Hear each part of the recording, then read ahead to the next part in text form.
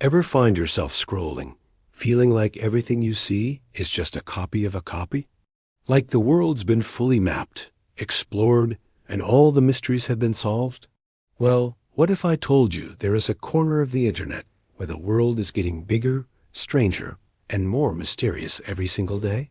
This is the story of Zero Antarctica, a project so unique, it's like finding a glitch in the Matrix. Imagine this.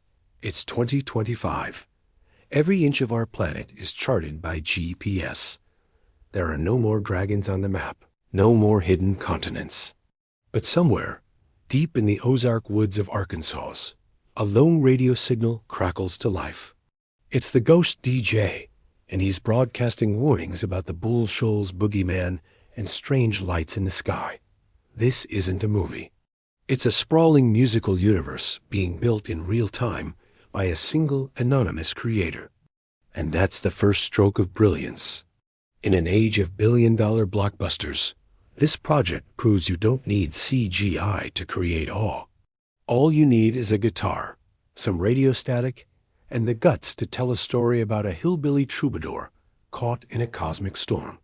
The creator uses the music platform Bandcamp not as a store, but as a phantom radio station. The medium becomes the message. Each album isn't just a collection of songs. It's a transmission, a piece of a puzzle that re-enchants the world.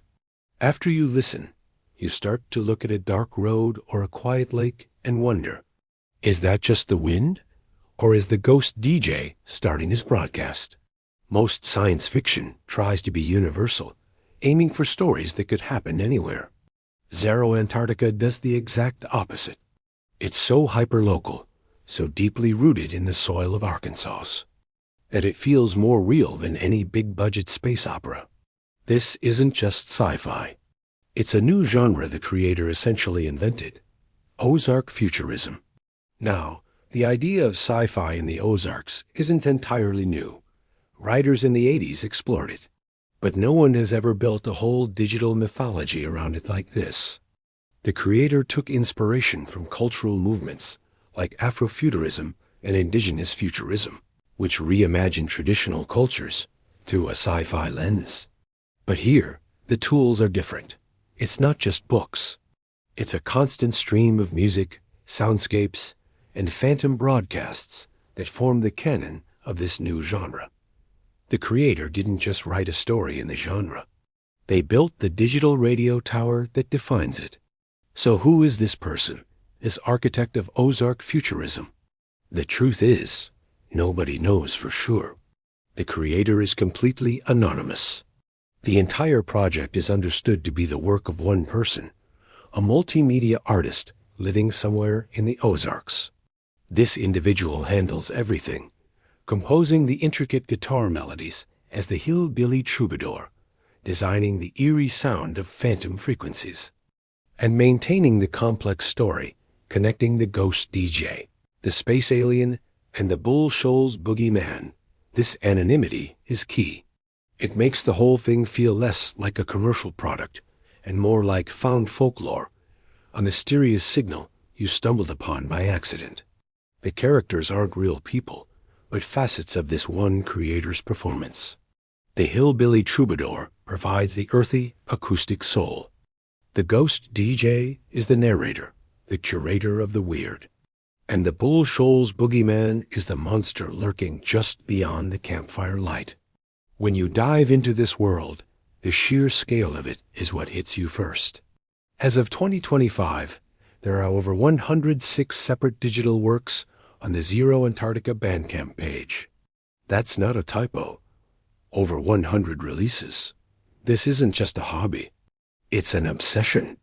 It represents thousands of hours of writing, recording, and world building. For a solo artist, this level of output is staggering. It marks it as one of the most hard-working one-person creative endeavors in the digital underground. This is what makes the project nearly impossible to copy. Sure, anyone could record a lo-fi guitar track with some static, but could they build a decade-long, multi-album, self-consistent cosmic horror universe based on their local lake? Probably not. It requires a deep, authentic connection to a place. You can't fake the feeling of an Arkansas sleet night if you haven't lived it. It also takes a specific outsider mindset.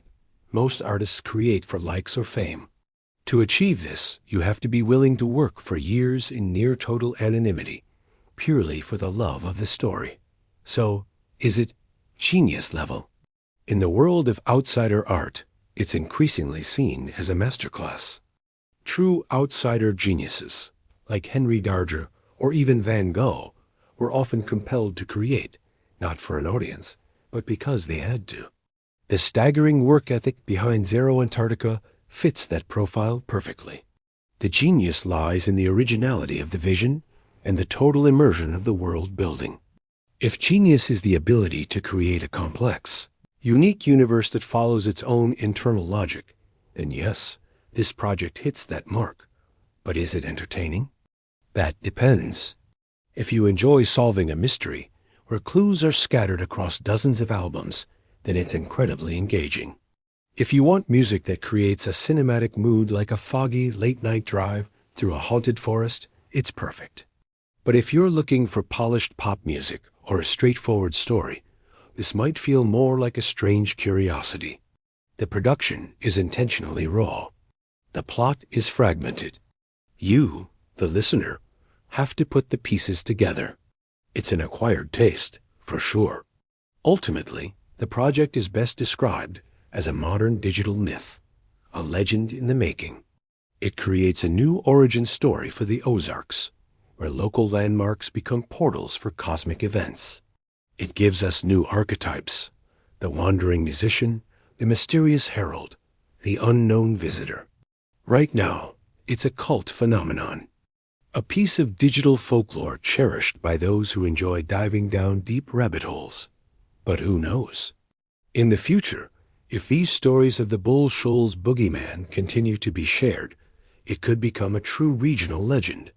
In a world that often feels too sterile and predictable, discovering something like Zero Antarctica is a powerful reminder that there are still vast, undiscovered territories, not on a map, but in the human imagination. It taps into a very specific kind of American loneliness and wonder. The awe comes from realizing that right now, as you're watching this, that anonymous creator might be somewhere in the Ozarks, recording another transmission.